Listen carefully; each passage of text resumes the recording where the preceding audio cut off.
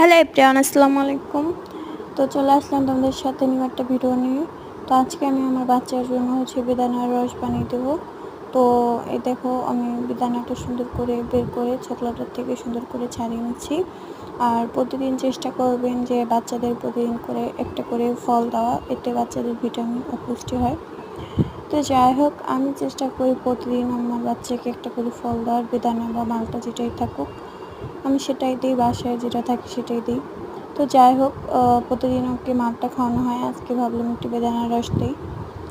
তো বেদানার রসটা বানানোর জন্য আমি ফার্স্টে বেদানাটাকে ভালো করে চকলার থেকে সরিয়ে আমি বাটির ভিতর নিয়ে ভালো করে এটাকে চটকায় নিতেছি। চটকায় এই বেদানার ভিতরে যে রসটা থাকে, পানিটা বের হবে, জাস্ট ওইটাই নেবেন। আর বেদানার যে দানাগুলো থাকে এগুলো চিপড়ে উঠাই ফেলবেন।